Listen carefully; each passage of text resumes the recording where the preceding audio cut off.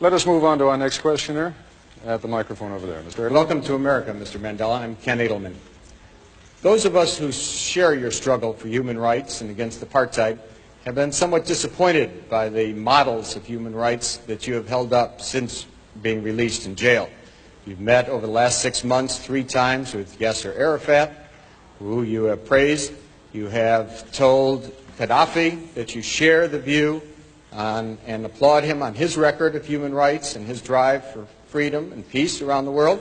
And you have praised Fidel Castro as a leader of human rights and said that Cuba was one of the countries that's head and shoulders above all other countries in human rights, despite the fact that documents at the United Nations and elsewhere show that Cuba is one of the worst.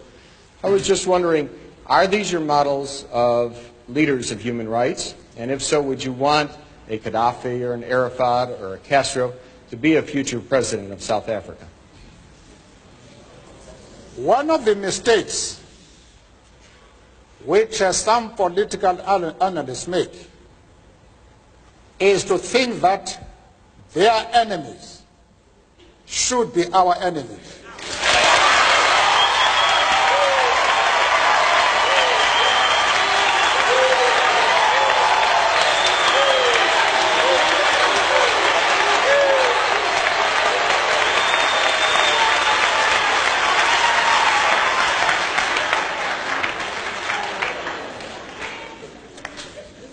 That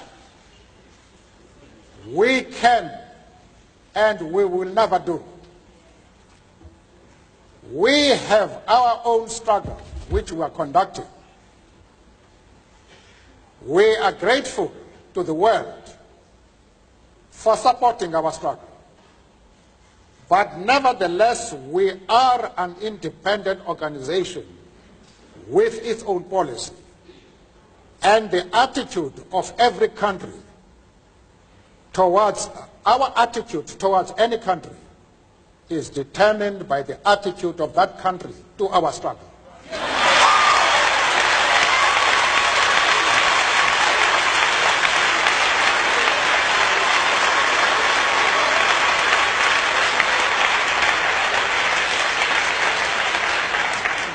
Yasser Arafat,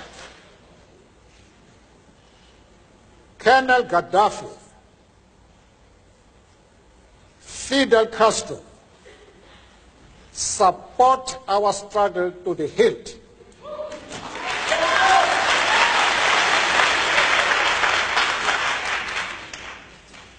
There is no reason whatsoever why we should have any hesitation about hailing their commitment to human rights as they are being demanded in South Africa.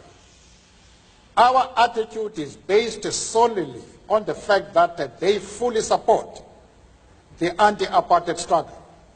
They do not support it only in rhetoric. They are placing resources at our disposal for us to win the struggle.